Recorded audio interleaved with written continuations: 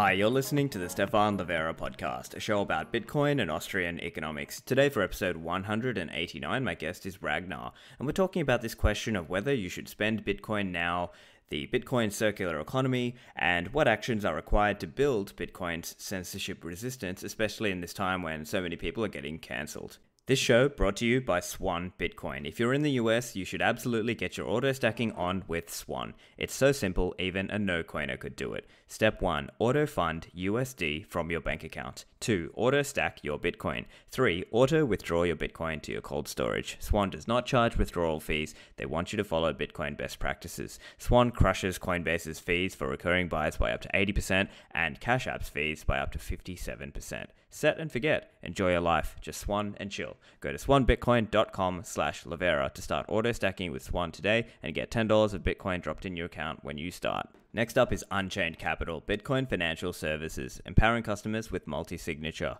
If you need a way to upgrade your security from single signature to multi-signature, check out Unchained Vaults. They've got a 2 of 3 setup, so you have 2 hardware wallets, and Unchained would hold the third key in that scenario. If you have any questions, the Unchained website offers some consults as well. If you need a hand to get set up, go to the website there for assistance on that. And Unchained also offer loans, so you can put up Bitcoin and get US dollar without selling your Bitcoin. And all Bitcoin is stored on-chain and never rehypothecated. Go and check them out. Unchained Capital have awesome content and open source tools as well. Their website is unchained-capital.com. Next is CipherSafe. So we all hold our own keys, right? And if you're using a hardware wallet, are you just using that piece of paper? Well, what would you do if there was a fire at your house or it got waterlogged? You need to look into a metal backup seed, and CipherSafe are offering the Cipher Wheel product. It comes in a wheel shape and it also masks the words of your seed, and it's got a padlock tamper evident seal, so you know if it's been opened. So make sure you or your loved ones have access to your Bitcoins if an accident happens to you. Go to cyphersafe.io and use the code Livera for 10% off. Just going to bring in my guest now. Ragnar is the founder of Guns and Bitcoin. He is a longtime Bitcoiner, and he's obviously got some views to share around the censorship resistance and, you know, spending versus hodling of Bitcoin. So welcome, Ragnar. Thanks, Stephan. Thanks for having me here. Of course. Look, I guess let's just start a little bit with you're vocal about this concept of hodl monomania, right? So for you, what is hodl monomania? And in your view, how prevalent is that in the Bitcoin community? Sure. So I created the phrase hodl monomania to distinguish it from just hodling. And hodling is a very rational strategy to investing, whereas the monomania part comes in when that gets out of balance, where you forget the other aspects of Bitcoin, not just spending and earning, but just the general goals. So where hodl monomania becomes bankerism.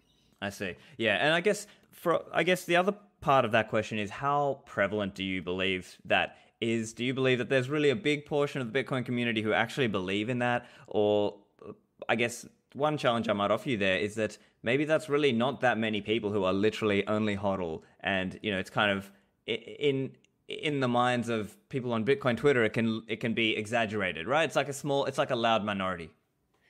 Yeah, obviously Twitter, Bitcoin isn't Bitcoin, but what I see is it is by far the dominant narrative and the dominant thinking process. And that's what's, I think, kind of dangerous is it's okay for people to think that, but I think the dangerous part is where you get attacked for questioning that and attacked for thinking differently. I mean, just when I say spending, people think, why do you hate hodling?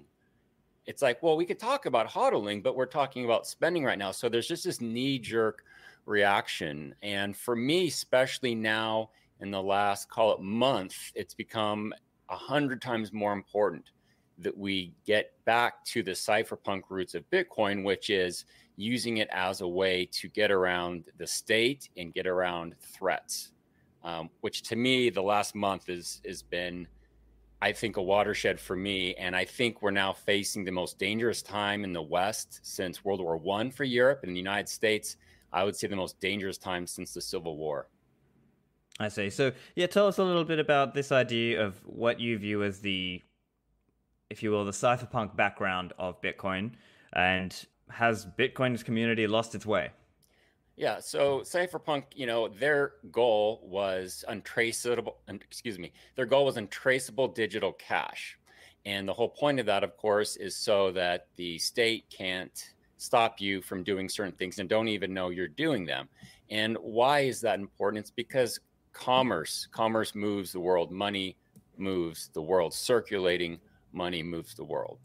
And this is best shown by the Silk Road. I think if you ask anyone, what was the one event in Bitcoin that really put it on the map, or that really was a strike against the state? And I think 9 times out of 10, they'll say Silk Road. Silk Road changed everything. And I think Silk Road is the biggest example of just how powerful it is, considering how long it took them to shut it down, especially all the mistakes that the admins of Silk Road made. They still took them that long. So that's what that ethos is. And I think now with this Marxism revolution that we're just at the beginning of, it's going to become much more important because, with Silk Road, it was about the state, and the cypherpunks only thought about the state. But now we've got something much worse, which is all aspects of society. We have education, we have corporations, we have tech, we have even churches. We have every side of it. The media now is becoming the state or ganging up with the state. So in terms of the censorship resistance and privacy, it's much bigger than the state, and it's much, much worse and more dangerous. Right. And so, look, I can agree with many parts of what you're saying. I think there are parts where I might disagree, right? So I think obviously we should focus on teach people, encouraging people to learn how to use Bitcoin privately. We can encourage them to use it in these censor-resistant ways. But I think the part where I might disagree, and perhaps I'm in the VJ Boyapati camp on this issue, is that coming back to the definition of cash and what the cypherpunks were talking about, it could also be that they meant it closer to bearer asset than, let's say, day-to-day transactional commerce. And so I think this is where some of the, not to rehash the whole 2017 Bcasher debates and so on, but I think that's where some of the tension comes up between the supposed hodling camp and the supposed, you should also spend camp, because I think it comes to, is it realistic? For two reasons. One is around how much transaction on-chain can everyone do, right? It won't be. How feasible will that be? And then the other part is just economically. Is it really about people building up enough of a savings pool that there's enough other people who also want Bitcoin? What would you say to that? Yeah, I mean, those are some interesting points. And with semantics like cash, right? I mean, you could give 5 different definitions of cash, and they're all correct. So is it a bearer instrument? Is it a savings? Is it gold? Is it transactions? But I think we get in the swamp of semantics with that. And same with savings versus investing. To me, I think of what is wartime Bitcoin. I think we've been in peacetime Bitcoin since its inception, but now we're in wartime Bitcoin. And by that, I mean cancel culture. I mean, we're having people's lives ruined because people can cancel people's PayPal and their Kickstarter and get them off of credit cards. Like Andrew Torber, he can't even have a Visa for the rest of his life, him and his wife, him personally. He hasn't even committed any crimes. So to me, there is warfare now, and they're using money as the machine of destruction. So instead of thinking about, philosophy and what were the words of the meaning, it's like, well, what's our situation? What's our threat? And whatever we need to do to counter that threat, I'm all for it. Whatever we want to call it, bear instruments, investment, hodling. To me, that's the approach to take, is say, okay, what is the issue and how do we practically defend ourselves from that? And that's more my focus rather than make it semantics, which I can get caught up in quite easily, I guess. Yeah. An interesting point, actually, in the chat. NVK's chatting. He's saying none of that is new. So what would you say to that? So this idea that, well, there's been constant encroachment by the state. I mean, they shut down Liberty Reserve. It was e-gold. PayPal famously arguably became more captured by government regulation. I guess, what would you say to that? That's nothing new. Well, it's nothing new in the sense that the state has always been an issue, but that again was peacetime Bitcoin. We're in wartime Bitcoin, which means now we have cancel culture. Again, going back to this, it's Marxism. We're on the beginning of a Marxist revolution in the West. And this is meaning people's lives are ending with the financial weapons. And so it's actually new in the sense that the private sector has never had the power of the state. Previously, it was just the state, but now it's the private sector and the state working together. And we're just at the very beginning of this. Whereas before, as long as you kind of kept out of the state's hair, you know, you kind of obeyed the laws and paid your taxes, they generally left you alone. But now if you say all lives matter, you get fired from your job. You can't find another one. And even when you get fired, you think, okay, I'll just work for myself. And people will say, well, Bitcoin fixes this, right? So you'll see someone not be able to use PayPal. And the immediate response is, well, Bitcoin fixes this. But it's not true, mostly because people aren't using Bitcoin. And I know this from personal experience because I'm involved in the 3D gun printing community. And those guys often try to do, you know, raise some money, crowdfunding to, you know, finance themselves. And immediately, well, they have to use Bitcoin. So we already know that. That's an example of needing it. But the problem is, even though Bitcoin can do that, it doesn't quite do it because no one is using Bitcoin. People don't even know what Bitcoin is. You'd be surprised that these guys, when they try to raise money, people will say, well, how do we even get Bitcoin? When they do, it's like, well, I'm hodling it. And so this censorship resistance requires this, you know, actual Bitcoin in circulation. And when I see everyone say Bitcoin fixes this, well, on crowdfunding platforms, in theory it does. But if no one's using Bitcoin to pay, if these guys can run their business, these guys who've been canceled, you know, whether it's their YouTube channel being demonetized, whether it's being kicked off of Twitter, whether it's Patreon, yes, Bitcoin would fix that, except no one's spending their money and no one's using it. And so is it nothing new? Well, you always need it, but now it's 100x and it's only going to get, I think, much worse. I see. So look, I think you make a good point that it's difficult to run a Bitcoin donation campaign. And I think there's a few things there. So I think, first of all, I think it's this question of, is merely holding using Bitcoin, or in your view, is it that you actually have to spend, right? And so I think that also comes to what's your view of Bitcoin and what is it the right tool? Is it the right tool for the job? Because in some people's minds, it may well be that they use it as their savings technology. They're not necessarily looking to spend it, and that would be why they don't donate. But I think historically, it would also be fair to say when there's been bull runs, then people have been a bit more willing and a bit more free with the cash, right? Mm-hmm. So I guess my question to you would be: do you believe that you must spend to be using Bitcoin, or can holding be is only holding a use of Bitcoin? Yeah, hodling is absolutely a use of Bitcoin, and it is one of the best. I mean, hodling is powerful in the sense that it can give you financial sovereignty, and it can give you FU money, right? I mean, if you have enough, it doesn't matter what the mob says. It would take a lot for them to be able to deplatform you and cancel you because they can't. You have enough money. So in one sense, hodling is a tool of cypherpunks, because you can't be canceled. It's FU money. So hodling is absolutely a use of Bitcoin. And is there a right way to use Bitcoin? I don't think we can say that. I mean, Bitcoin is just software and it's a tool.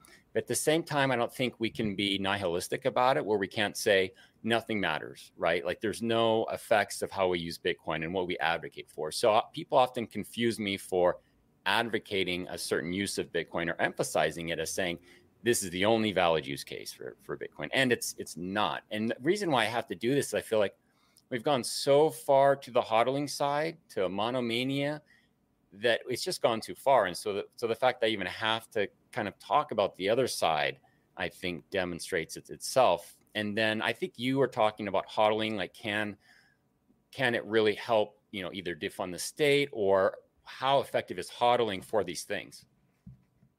Right, and so I think that's a good question as well, because I've seen you discuss this on online as well, around things like capital gains tax, and obviously we know there are risks around KYC. Absolutely, there are some risks there. Do you believe that? I guess I see a potential tension there, that some people believe that merely holding in some way helps defund the state longer term. I would believe that view, but I think you might disagree with that view. Is that right? Or what's your position there? What's your thinking there? Well, I think I would ask the question, how much hodling would do that? Like a dollar amount? And if so, for how long? And exactly how does that defund the state?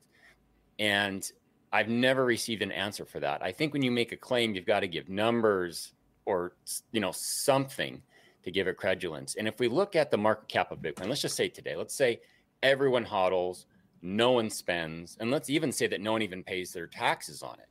Well, the market cap of Bitcoin is about the net worth of Jeff Bezos.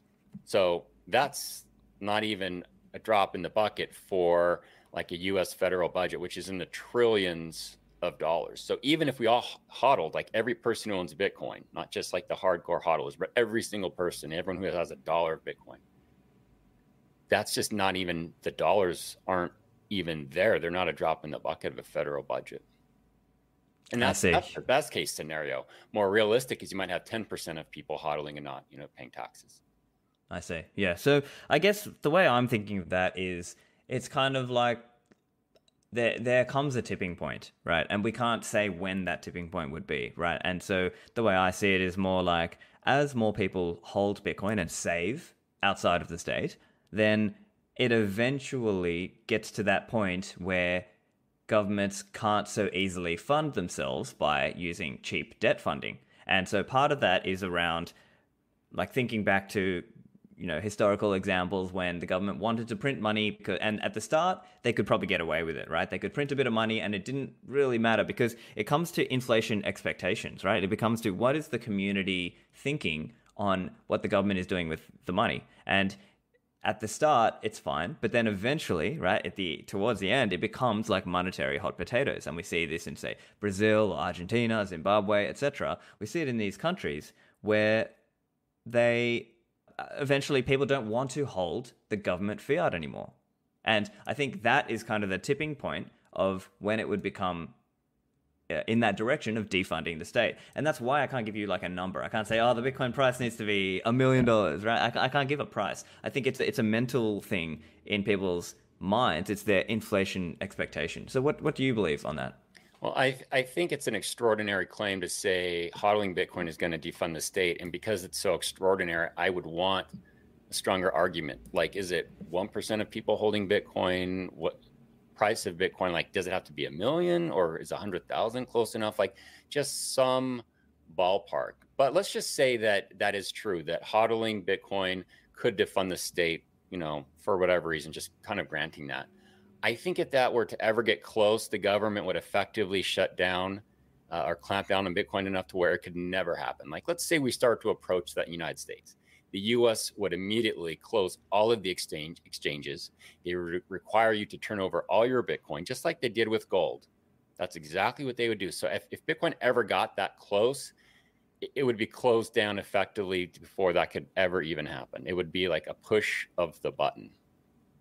Right. And I think, so this comes back into the typical arguments that, Bitcoiners have with other, people about the likelihood of the government being able to shut down Bitcoin, and also the incentive, right? Because again, it comes to individual people inside the government may in some sense get captured by Bitcoin, right? And you mentioned the Silk Road case, even that, is it Karl Marx the Force or something, that guy, one of the guys actually went and once he got in, became an investigator in the case and went and got Bitcoin for himself, right? So I think that's a similar case where we're going to see that happen across all spheres of society, whether that's in the government or in the private sector or wherever. I think a lot of people will see the bull case for Bitcoin and want some for themselves.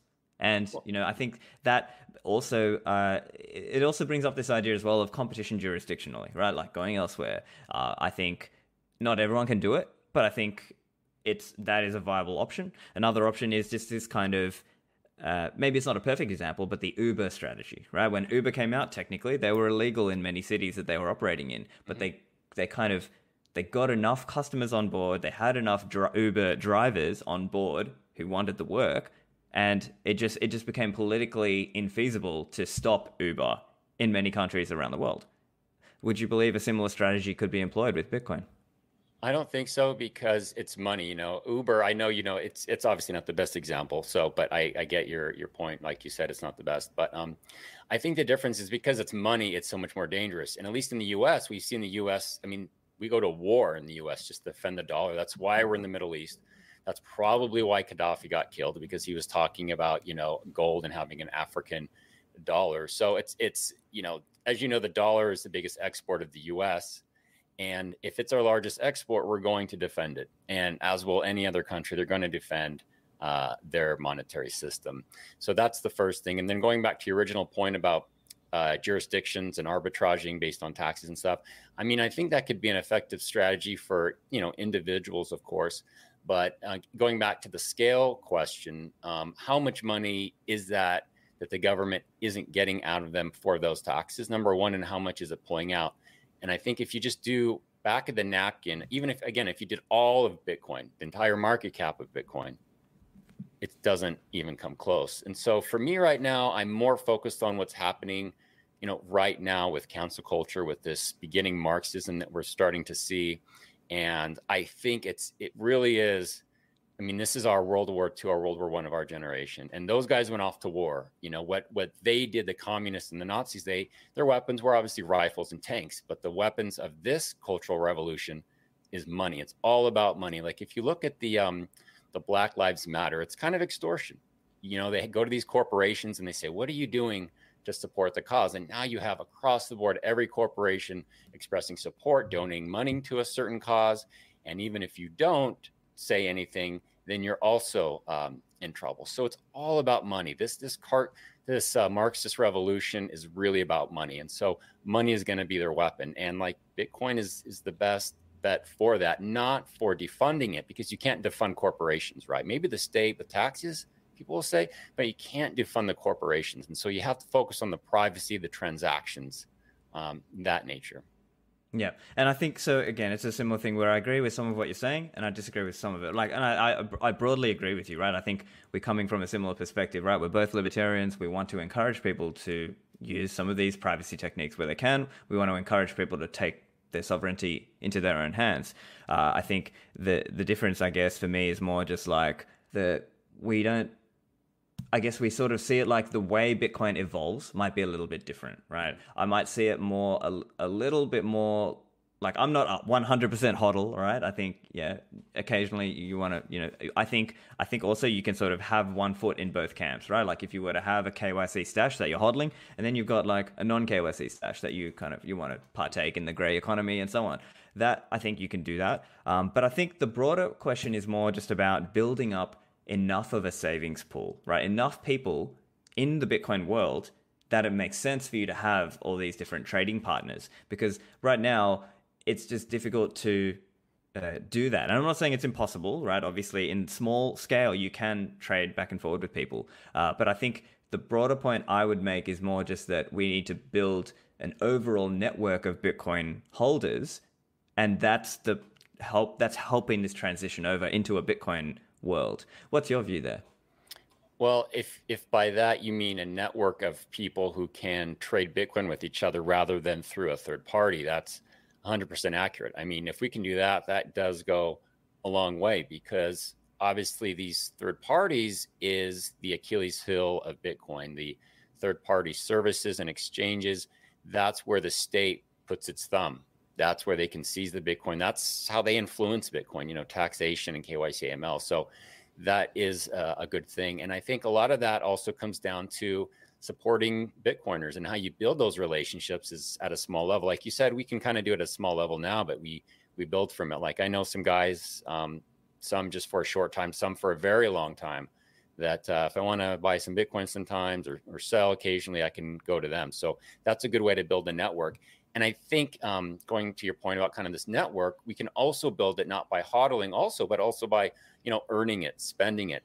And I think this is another misunderstanding that people have when we talk about the economy, the Bitcoin economy, where they think we're talking about at the level of a nation state, right? The US dollar, or even like a small one like Switzerland or Barbados is going to switch over to Bitcoin. No, that's not what it means. What it means is a very tiny scale. It can be like 100 people. 100 people that, I'm buying your t-shirts and you're paying me for your web development. And then when we go to a Bitcoin meetup, I'm paying, for the meals and stuff. I think that's the scale we need to build at. Is let's just start from there. Let's just start at $50 worth of Bitcoin. Let's start at spending $50 worth of Bitcoin with Bitcoiners. And then that's really the community, because really, it just takes this actual small number. I think you kind of alluded to that before. It just takes a small number to kind of turn the tide. And if we can get that, then we can build both through like pools, I think you said, and just through commerce. Right, right. Yeah, I think it makes sense in like in certain scenarios, absolutely. Like it's a Bitcoin conference or in a small town. Like you probably, I don't know if you've seen Marty Bent recently interviewed this guy. I forgot his name. I think his name is Mike. He's doing this thing called Bitcoin Beach down in El Mhm. Salvador, right? And Yeah.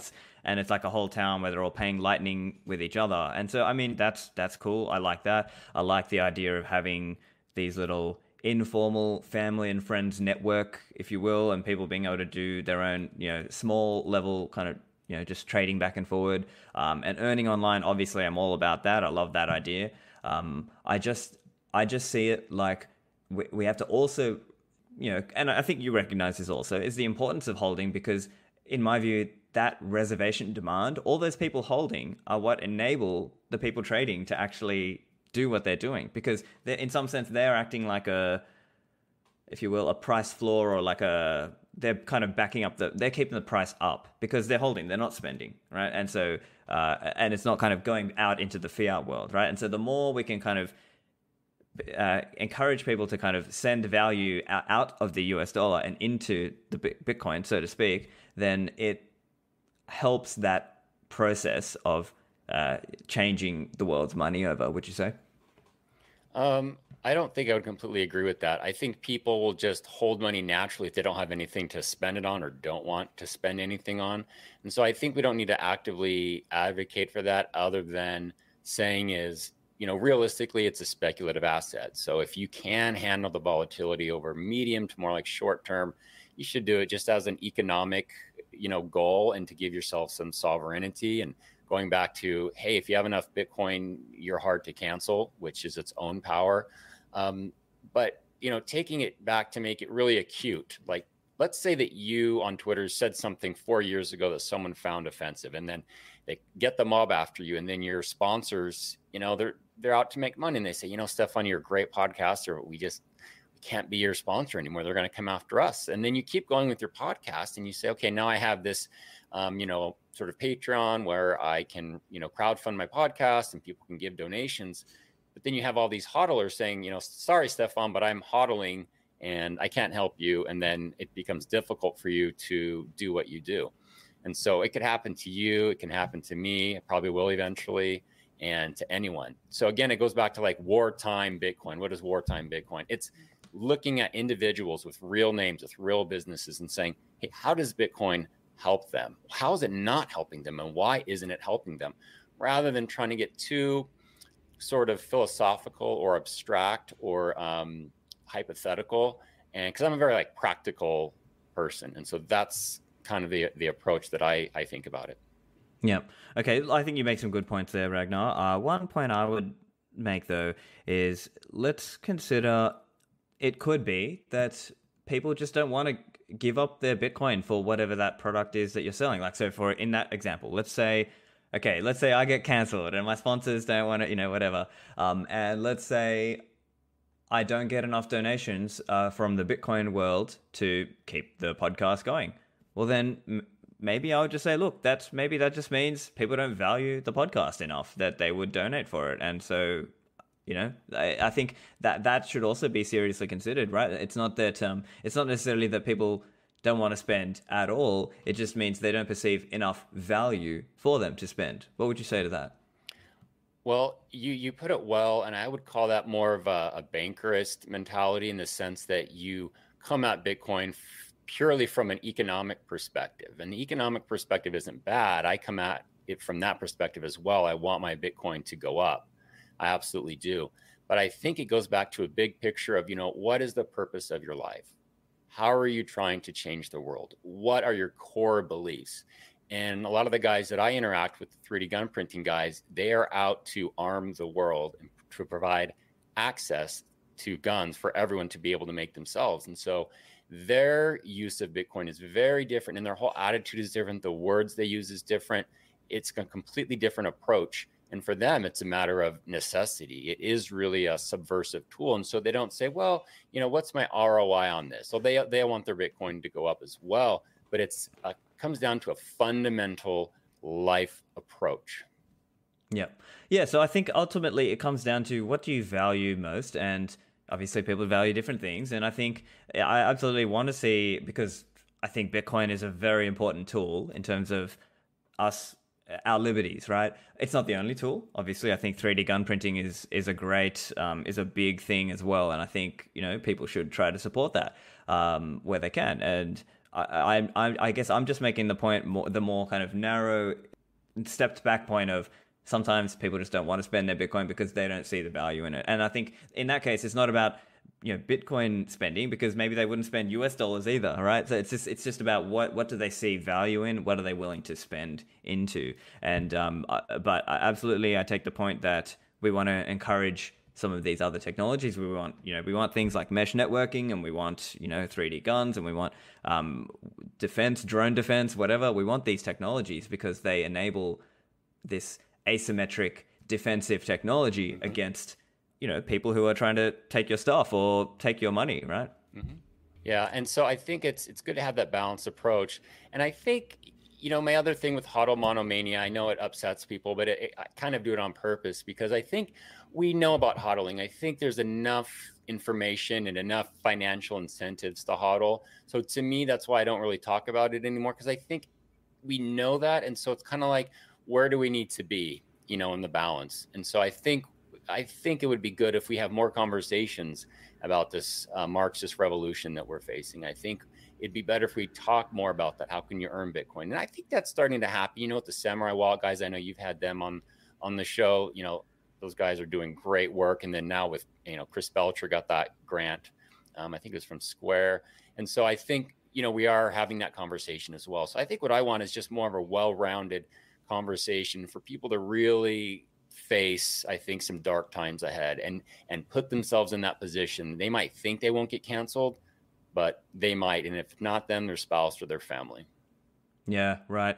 And I think you're right that we are seeing a lot more canceling happen now. And we are starting to see when someone gets cancelled, sometimes their spouse is also getting cancelled, or their aunt or their relative is also getting cancelled. So that is absolutely something there. I guess one point I would just make, though, is perhaps from a historical perspective, right? And I know you've been around Bitcoin for a while yourself. I think in the earlier days, there was a lot of discussion about, oh no, hoarding is bad, or oh no, deflation is bad. And I think that was also part of why a lot of people were trying to study economics and counter some of those ideas and say, well, no, hold on. Hoarding itself is not necessarily bad. It's actually kind of like a pejorative. And this is why we hold cash. And it's because of uncertainty. And these are things, obviously, I've discussed on the show, and I think people get that. But I can also see, this role for improving our censorship resistance and looking for ways to try and be more private. So, because again, people have different risk assessments as well, right? So they might say, for example, if we're thinking more in terms of like KYC and not KYC, they might have different risk assessment, right? They might be saying, well, I'm willing to leave the country, or I'm willing to try and lobby and try and improve the tax laws where I am. So I think that's also that perspective as well. And I understand, obviously, again, some of my sponsors have KYC, so obviously disclosure, I might have an incentive to push that. So obviously, listeners beware, right? But I think there can be a role. Obviously, I don't like KYC, but I see it more like it's something that if we have to do KYC for people to be able to feel comfortable buying Bitcoin, they don't want to risk getting, taken up in a sting or whatever if they're being called a money licensing, unlicensed money transmitter, blah, blah, blah. That's a risk for them as well. So I think that's why I feel like, obviously, I'm not a fan of KYC, but I think sometimes the internal community, like fighting against, KYC can also, maybe that's counterproductive in some ways. What do you think? Yeah. I think, I agree with you in the sense that we're kind of stuck with third parties, the on-ramps and off-ramps, just because we are such in the fiat world. And so I think of it as like training wheels, right? You kind of need it, especially, to get going. But eventually you do want to take off the training wheels. And if you always keep the training wheels on, if you always are using KYC AML, you're just not going to get, the benefit of what Bitcoin can really do. And you're hobbling yourself. And, KYC AML it's not something you want to brag about. It's something that, okay, we're stuck with it. And I don't think very, very few people would say, oh, we can completely do away with it. I don't think that's realistic. I don't think anyone's really saying that, but that tension is good for people to have the conversation. I think more people understand it. I don't think people are so polarized. Twitter kind of forces people to defend a more extreme position. But what's interesting about your point with KYC AML is partly why we have it is because we don't have an economy where we can earn it. And we don't have this network where we can buy and sell from each other. I think, imagine if we were 100%, let's say you spend even 10% of your Bitcoin in the Bitcoin community. Well, that's quote unquote 10% that doesn't need to be bought on an exchange. So I think we kind of are creating our own problem by not having an economy, because if we don't have this economy to earn it and trade it and even donate it, we're always going to have third-party exchanges to the extent that we do that. Right, yeah. And look, I think another point that adds to what you're saying there is this ongoing war on cash, right? And arguably, COVID has accelerated some of that war on cash. We're seeing some stores out there who literally are, no, we don't take cash now, it's card fiat. only. Right? That's actually dirty fiat. Yeah, literally. Yeah.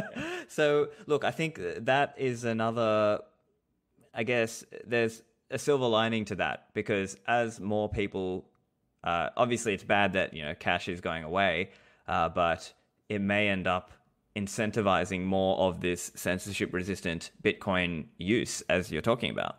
Yeah, Alex Gladstein posted this video, I'm sure you saw it, where he said it's like a 2-minute video on why Bitcoin is for human rights, something like that. Is excellent video, and he puts it that way. Like you said, we have this war on cash, and we're going to have a cashless society.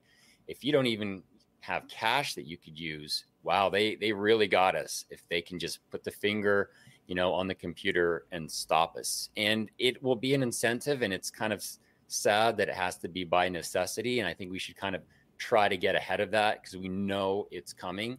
And let's just try to do like 5%, 10% of your Bitcoin.